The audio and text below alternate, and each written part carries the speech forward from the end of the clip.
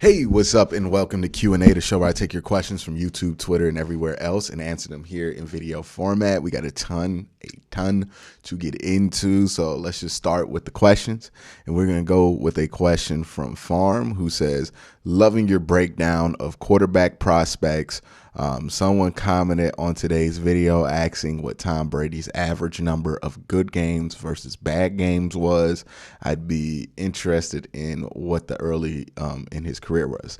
Now, I'm not going to just like do that just because, one, it's hard to do it with Tom because his career is like 20 years long. And again, his career is like that is 20 years of football games that you are asking me to chart.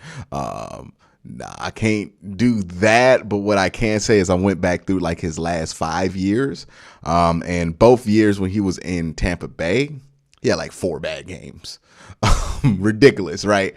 The 1 year he had like 7 was his last year in New England, but he's usually at 4 to 6. Incredible range. That's elite range. The way it works with the bad games range, and by the way, bad games are games that are graded in both PFF and QBR at a sub-starting level, right? So these grades and scores, they have scales, and there is a starting scale, a Pro Bowl scale, an elite scale, a backup scale, and then a replacement level scale. And basically the range is from QBR and PFF grades. And of quarterback prospects, what you know is this. If you have a guy who can get you 6 to 8 bad games, well, not get you, who will only give you 6 to 8 bad games at the quarterback position a year, you're in a good spot, right? That's where you want. Russell Wilson, 6 to 8 bad games. That's where he sits at, right? Matthew Stafford, before he even went to LA, 6 to 8 bad games. This year, his range was 6 to 7 bad games in 2021. So that range held even though he changed teams. So 6 to 8 bad games. That's enough to have a Super Bowl winning quarterback that you can have some faith in, right? Anything above that, it gets risky, right? Jared Goff was at 8 games. Baker Mayfield's 8 to 10 games. So that gets a little bit risky there. But that's pretty much how it breaks down. If you have an elite quarterback, they're only going to give you 4 to 6 bad games a year. If you have a really good quarterback, a franchise level quarterback, that's 6 to 8. And then anything after that gets a little bit more risky. Kirk Cousins, his range is a little iffy, right? He doesn't give you 6 bad games, but he'll give you 7 bad games or 9 bad games, right? So that's kind of how that whole thing shakes out. But yeah, Tom Brady, he gives you 4 bad games, and that's why he has so many Super Bowl rings, right? Because think about it. Tom Brady, 4 to 6 bad games. So what you're telling me is that in a bad Tom Brady year, he's still as good as a franchise quarterback. So he's going to be able to get to a lot of Super Bowls. Again, if you have a quarterback that only gives you 4 to 6 bad games a year, that dude's going to win a lot of Super Bowls. That's why there's not a lot of Tom Brady's out there, right? 6 to 8, that's a normal franchise range, but 4 to 6, that's why Tom has like 7 Super Bowl rings. It's because he's insane in that respect. But thank you for that question. We'll jump to the next one, which is from Jay Engelman. Jay says, who are your favorite free agent interior D linemen, and how many do you see the Browns signing? I'm going to say this. I don't think the Browns are going to be active in free agency this year. I'm just going to put that out there. I don't think this is going to be the year where the Browns are going to do anything significant in free agency. They'll sign somebody, but I don't think they're going to do the whole, like what they did the last 2 years. I think we're going to have a significantly pared down free agency. This free agency period is going to be about who we keep and who we not, right? Re-signing David Njoku, re-signing Jadeveon Clowney, and then maybe bringing in some names. But the biggest names we're going to re-sign are guys on our contracts right now. So that's what I see for the future of this team in free agent. I don't think we're going to do a lot in free agency. And I think realistically, man, this draft, day 2, day 3, get you a starter at defensive tackle. I firmly believe it. You'll get you a starter. Travis Jones, Haskell Garrett, and man, if they let Perrion fall to day 3 or 2, it's going to be a pick. It's going to be a great pick. It's Going to be a great pick. Perion Winfrey going to be a great player. I cannot say that enough. I'm just going to take this opportunity to tell y'all that Perion Winfrey is going to be one of the top 15 players in this draft. I hope I'm not wrong, but man, when I watch that tape, I just feel so confident in it. He's so good. Perion Winfrey, Oklahoma defensive tackle, wears number 8, wore 98 at the Pro Bowl. I mean, not the Pro Bowl, the Senior Bowl. He's going to be good. People are talking about him day 2, day 3. I think Perion Winfrey is one of the best 15 players in this draft. I just don't think that many people know about it because he played at Oklahoma and nobody expects defense from Oklahoma. The next question comes from Logan, who says, who do you see is the future right tackle for the Cleveland Browns? With Conklin's history of injuries and his most recent one, do you see a possibility of the Browns and him parting ways? Yeah. His contract's going to be up at the next year and he's going to be gone. The Browns have drafted James Hudson to replace him. And here's the thing about how this Browns team operates and why, when I talk about why I'm confident that no matter what happens with the quarterback position, this team's not going to go back to like bad Browns where they're like 4-12 or something like that. It's because this front office is very, very, very competent. Here's how you can tell they're competent. When you go up and down the roster and you look at a guy whose contract might be up, you see 2 or 3 people that they've drafted to replace him. Right? Now, sometimes they might not work out. Happens all the time in Pittsburgh, but there is a plan, a long-term plan here, right?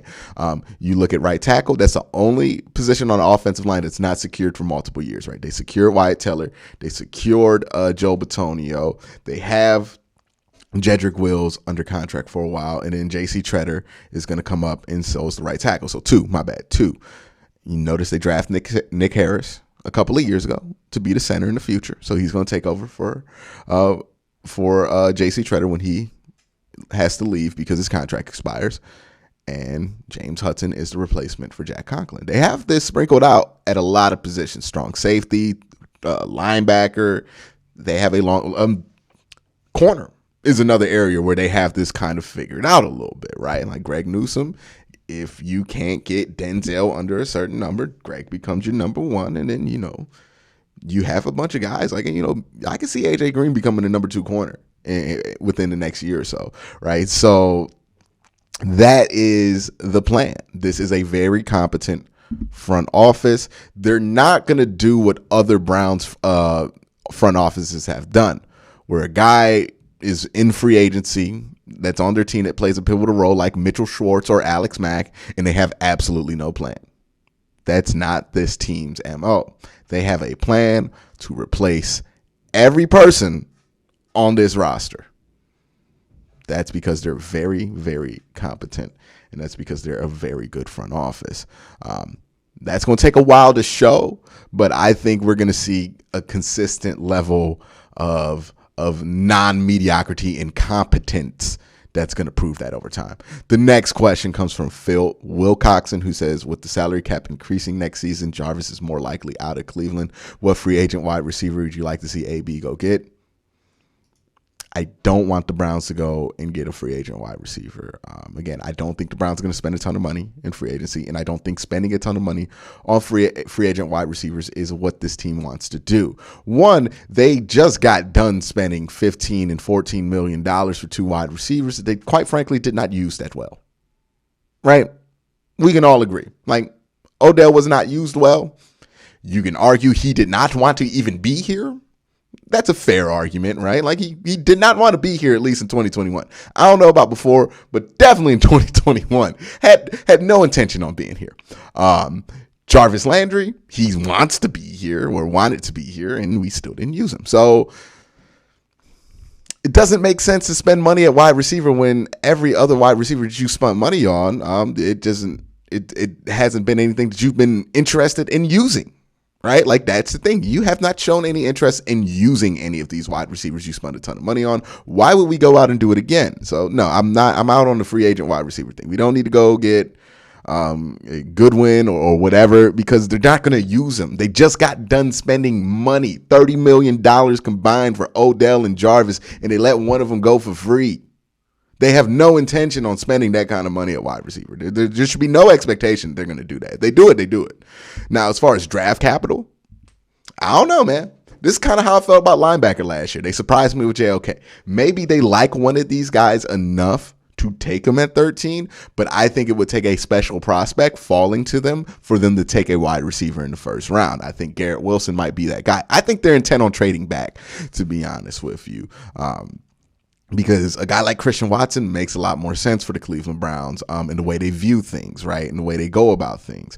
So no, I just don't feel like wide receiver is a priority for him. And to be fair, in the Shanahan system, wide receivers aren't really that much of a priority. There's few variations of the system that do prioritize wide receivers, right? The McVay one right now, this year, they're prioritizing Cooper Kupp, but even Cooper Kupp's got to be in the slot to get the numbers that he needs to get. But I could see a world where you could put Garrett Wilson in the slot, but I don't know if that's the best place to use Garrett because he could blow the top off defenses. I don't know. I just don't think they're going to spend a lot of resources at wide receiver. It's going to make people mad, but I don't think they're going to do it because this just doesn't seem like how this offense would operate. So I know there's a lot of noise about wide receiver. People are making noise. Look, Baker has not had great wide receiver play in any year of his career. I think the best year of wide receiver play he had was in 2011, and that was like 12th in the NFL. So, he hasn't had great wide receiver play, but he's had good personnel. And I think that speaks to how little the Browns are intent on using those wide receivers schematically. They just don't. They don't prioritize them. Kyle Shanahan was here, and remember when Kyle Shanahan was here, he was using what? Taylor Gabriel and Andrew Hawkins. No disrespect to those guys. They're solid wide receivers, but they're not necessarily day one of free agency guys. You know what I mean? They're late round guys. The next question comes from Jay Engelman, who says, do you think the Browns go for a tight end in the draft or maybe free agency to plan for having Cooper, not having Cooper in a couple of years, assuming they do re-sign Njoku? If so, who do you like? I don't really love any of the tight ends in this draft class. I haven't done an extensive research. I've been focused on other things so far. So I'm inconclusive on what I think about tight ends in the draft so far. I think they're more than likely to just stick with Hooper, stick with Njoku, use the money they're going to save from Jarvis and put it to Njoku, and roll it out again with those same three tight ends. I don't think there's going to be that much of a shakeup. I think they might draft a wide receiver in the second or third round. I think you can get a gem in the second or third round at wide receiver. I think Olave is a good wide receiver in the second or third round. I think John Mechie's a great wide receiver you can get in the second or third round. I think Christian Watson is an excellent choice for the Cleveland Browns in the second or third round. But I think there will be guys available for them to get. I don't think they're going to get the big splash, but they'll get somebody solid and hopefully a little bit more consistent, because that's really what we need from the wide receivers is more consistency. Next question comes from Damien. Damien says, hey, Q, I've seen videos suggesting trading Baker to the Commanders or the Texans. In such a scenario, what would be the asking price for the Browns in return? Now, in that scenario where the Browns are just straight up trading Baker, I don't see them doing that. Let me be clear. Like, if you don't have a backup plan for Baker Mayfield, you probably shouldn't trade him because I ain't trying to roll out here with Case Keenum competing with Kenny Pickett. It's not what I'm trying to live through. But you can trade him. And there will be teams that do want him, right? Like a team that's bottoming out or close to bottoming out, like the Broncos, that desperately need a quarterback that might miss on all the quarterbacks who are available right now. Yeah, that would make sense. Baker to the Commanders or the Texans, I would say you probably should get like a second round pick at the very least. I would say a second, a third, and a fifth. I would take that was if you had a replacement. Like this isn't a world where like if you traded for somebody you felt like was an upgrade over Baker and then you needed to get rid of Baker. Second, third, fifth would probably be the asking price. You can maybe get a one out of somebody. I don't know if you get multiple ones, even though Carson Wentz went for multiple ones and he was awful the year that they traded him. So who knows, man? It's quarterback. People get crazy over it, but I think the what I would pay for a trade for Baker Mayfield, if I weren't like obviously a Browns fan, I would go 2, 5, and the 3. That's what I would want. But thank you for asking. We're going to get to the next question. Next question is from C. Zachary Chad, who says, do you think we'll be able to continue our hot streak versus Cincinnati next year? It's really a question of if Cincinnati is serious about upgrading that offensive line, because if they do, that's one of the main things that the Browns exploit against them is Myles Garrett. Myles Garrett is a monster when we play Cincinnati. Baker Mayfield always plays well against Cincinnati, which helps things, and this is why we have such a good record versus Cincinnati. Their offensive line has been poor. It allows us to get turnovers, and then the offense is good in those games, which allows us to score points off those turnovers, which helps us win those games. It's literally happened, especially in the Joe Burrow era against Cincinnati every game. So yeah, that's kind of how the Browns beat Cincinnati is with turnovers. And if they don't improve the offensive line, the Browns should probably have similar success against them, despite them being a vastly better team. If they do, we might be in trouble, especially if the Browns don't get better quarterback play than they did this year. Next question comes from William Zinn, who says, in your mock draft, you traded back for extra second round picks. Do you think the actual draft, AB might trade back for extra picks in 2023? I would love for them to do this. I don't think they're going to be able to, because everybody else wants to do this right now, right? Like, everybody wants to trade into next year's draft. A similar thing happened in 2013 where everybody just wanted to get picks for 2014's draft, and nobody was trying to give up their 2014 draft picks for 2013 picks, even if you were bumping them up around. Nobody wanted to do it because the value in next year's draft, which is significantly higher than this year's draft. So I doubt it. I wouldn't mind trading back and getting extra second and third round picks in this year's draft, though, because I think that's where the money's at, in the second and third round of this draft. I think there's going to be a lot of good players in day 2 and day 3 that get selected. I just think this draft doesn't have a lot of top heavy guys, right? Like, I don't think Aiden Hutchinson and all that, like, I don't think they have a lot of guys at the top that are interesting or very good or great prospects that justify being top 10 picks. But I think you got a lot of guys day 2, day 3 that are kind of being slept on right now. Next question is from Pee Wee, who says, do you think the Browns can make the Super Bowl next season? Of course. Absolutely. 100%. Look, we could talk all the live long day about, oh man, the Browns play calling is bad. Oh man, the Browns quarterback play is bad. If those two things, well, honestly, if quarterback play improves. Now, look, I'm going to be straight up. I'm not trying to get into Baker Wars right now, because I've had it up to here with Baker Wars. But here's what I'll say. If you get top 15 quarterback play, it does not matter who the quarterback is, you'll make the playoffs. With this team, you'll absolutely make the playoffs. No doubt in my mind. If you get top 10 quarterback play, and again, I don't care who it comes from. It could be Baker Mayfield. It could be Malik Willis. It could be Russell Wilson. It could be Kirk Cousins. It could be Derek Carr. It could be Caleb Ellerby. It can be Carson Strong. It can be Mike White. I don't care. If you get top 10 quarterback play out of the quarterback position, Browns will be a serious Super Bowl contender. They have a real good chance to make the Super Bowl because they have a top 5 run game. They have a top 5 offensive line, and they have a top 5 defense. Wide receiving play, that improves with better quarterback play. Here's the secret about play calling. Everybody freaks out about play calling. Here's the secret. Here's the secret about play calling. Play calling is much easier when you have good quarterback play. It's much easier when you have good quarterback play. You know what else is the secret about play calling? It's a lot harder when you're getting terrible quarterback play. 2021, play calling was bad. Quarterback play was bad too. You know, they didn't help each other, right? 2020, quarterback play was good. Hey, play calling, cool. You know what I mean? It's one of those things. Zach Taylor, not a great play caller. Never been a great play caller. The 2 years he was here, 3 years he's been here, we have been talking about how bad Zach Taylor is at play calling. This year, all of a sudden, he's a really good play caller because Joe Burrow is playing at a top 5 level right now. It's really hard to call bad plays when your quarterback is playing that well. So if the Browns get top 5 or top 10, or top 5, yeah, we going to the moon. But top 10 quarterback play, yeah, we'll make the Super Bowl. We'll have a very good chance to make the Super Bowl. Point blank period. Because all of our problems can be solved with better quarterback play. Straight up. 100%. I believe it. If you disagree with me, that's cool. Whatever. But I feel like all the Browns' problems on offense can be solved if you get better quarterback play. And if you get that, you'll be a Super Bowl contender like we thought this team would be. Defense is great.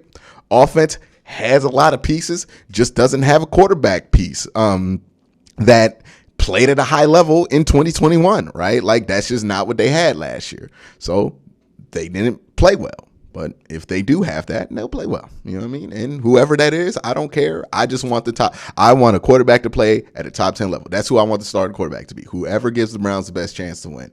And whoever the best quarterback available. And if it's Baker and he plays well, cool. Congratulations, man. Hopefully, you continue to play that well and the Browns are good for a while. If it's not, okay, cool. Whoever it is, I'm not attached to a single name when it comes to the quarterback conversation. I just want to get to that point where we do have top 15 at the very least and top 10. However we get there, I don't care. Whoever does it, I don't care. I'm not attached to the name. I'm really not. But that's what I want. And if the Browns can get that, they will be a Super Bowl contender. I promise you they will. If they don't, we'll be right back here being frustrated in February again. And I don't want to be here again, which is why I want to make sure that this year they do something to make sure that they get the quarterback play that they need. Whoever does it, don't care.